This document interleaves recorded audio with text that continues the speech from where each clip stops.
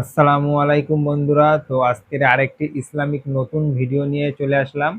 তো ভিডিওটি হচ্ছে জান্নাত আর জাহান্নাম নিয়ে। আর এই ভিডিওটি আপনারা ফুল দেখবেন, তাহলে আপনাদেরও ভালো লাগবেন। আর বেশি বেশি করে শেয়ার করবেন। আর এই ভিডিওটি আপনাদের এই ভিডিওর মাধ্যমে তুলে ধরছি। এবার একটু খেয়াল করবেন, আমরা যখন অন্যের জন্য দোয়া করি, আমরা কি দোয়া করি? আল্লাহ তাকে জান্নাত দাও। এটা অবশ্যই উত্তম দোয়া, ঠিক না? নিজের জন্য কি আমরা জান্নাত চাইতে পারি? কারণ আমরা তো এখনো মরি। আমরা মনে করি কি মরলে জান্নাত চাইতে হবে, সেটা অন্য কেউ চাইবে, নিজেরটা না।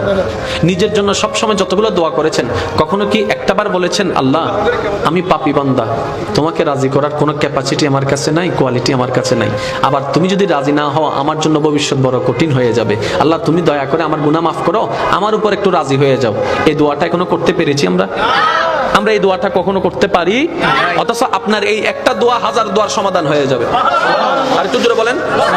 ইমানদার ভাইরা গভীর মনোযোগ। সফল হওয়ার ইচ্ছা আছে তো? জান্নাতে যাওয়ার ইচ্ছা আছে তো? আল্লাহর কাছে ক্লিয়ার থাকার ইচ্ছা আছে তো?